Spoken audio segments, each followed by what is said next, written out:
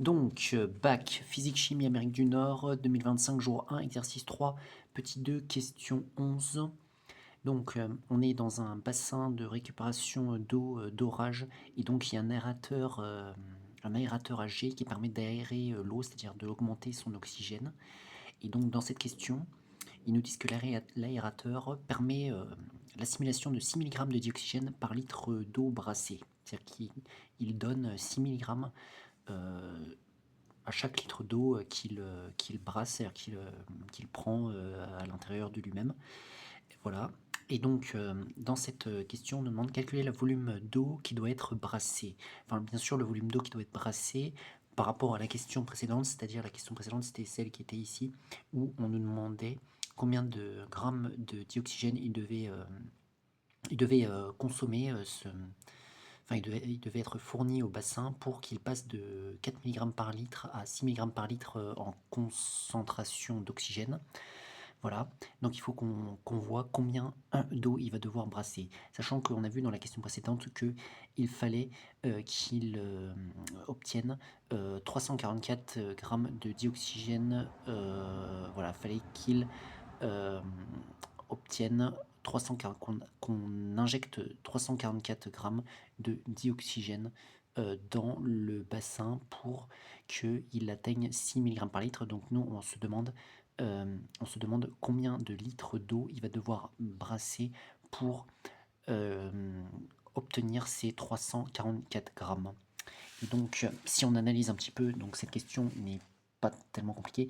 Donc, nous savons que on a 1 litre qui permet d'avoir 6 mg, c'est-à-dire 6 fois 10 puissance moins 3 grammes. Voilà. Et nous ne voulons pas 6 fois 10 puissance moins 3 grammes, nous voulons 344 grammes.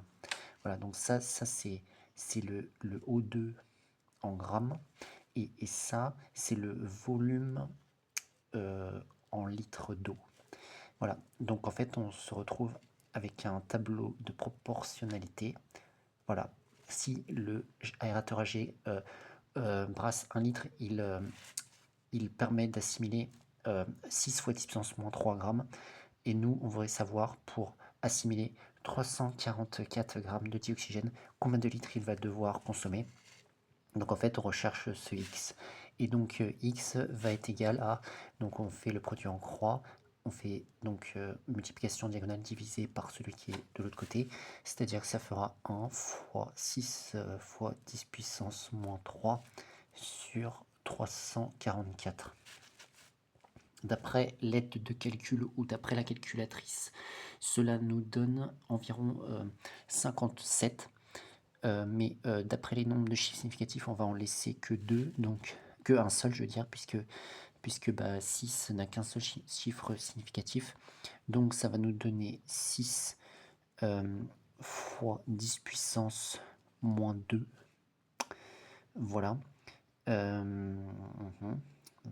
Ah. Oui, donc j'ai fait une erreur. Donc ici, c'était plutôt... oui, donc c'est plutôt en fait l'inverse. C'est tout ça à la puissance moins 1. Mais peu importe, cela va nous donner...